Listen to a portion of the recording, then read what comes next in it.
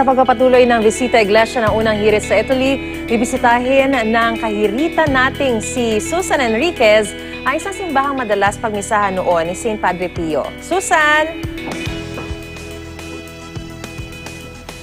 Maris, maganda umaga sa iyo. Dito tayo mismo sa loob ng chapel kung saan nagmimisa noong nabubuhay pa itong si Padre Pio.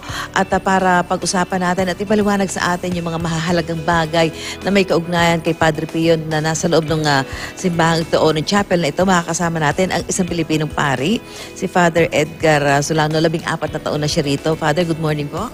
Good morning sa inyong lahat. Father, ikwento mga sa amin kung ito pong mga nakikita natin dito. Ito pong confession box na ito, ano po ang kaugnayan nito sa buhay ni Padre Pio? Itong confessional box na to ay ginagamit ito ni Padre Pio ng pagpapakumpisal kabang siya ay pagkatapos ng kanyang misa. Dito siya nag-i-stay para magpakumpisal sa mga tao na naghihintay sa kanya na sa madaling araw pa. Ito po ay original pa, Padre. Original po yan ang na confessional box ni Padre Pio. Ito naman sa harap, Father, itong pinaka-altar table. Ano ho ba ang ano nito, Father, paano ho ito ginagamit naman ni Father Pio? Actually, ito yung ginamit ni Padre Pio nung huling misa niya.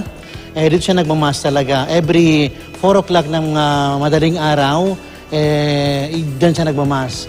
Actually, makita niyo yung altar niya dyan na napakaliit lang kasi nakatalikod pa si Padre Pio nang habang nagmisa noon. Makita nyo na minsan na yan ay napupuno ng dugo na nanggagaling sa kanyang kamay habang siya ay nagmisa.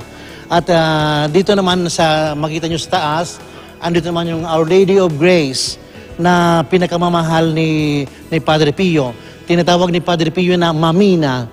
No, yung parang yung relasyon niya sa isang ina. Kaya dito si Padre Pio nagkaroon ng magandang debosyon talaga kay Maria. Yung nasa tabi po yung magkabila, si St. John the Baptist at saka ito si St. Joseph. Ano naman po ang kaugnayan nila kay Padre Pio? Sapagkat si Padre Pio o ang San Giovanni Rotondo, ang patron dito sa San Giovanni Rotondo ay si San Juan Bautista. Kaya nangyari na inilagay doon. At saka debosyon din ni Padre Pio kay San Jose. Kaya nilagay nila sa tabi ng gilid ng imahe ni Birheng Maria. Father Edgar, ito pong nasa itaas, ito pong krus na yan. Ano po ba ang kaugnayan yan kay Padre Pio? Dito sa krus na yan, dyan si Padre Pio nakatanggap ng kanyang stigmata. Ng stigmata ay yung nasa kanyang 2 kamay, sa 2 paa, at sa kanyang tagiliran. Yung sa kanyang tagiliran ay pare-pareho talaga sa tinanggap ng sugat ng ating Panginoong Jesucristo.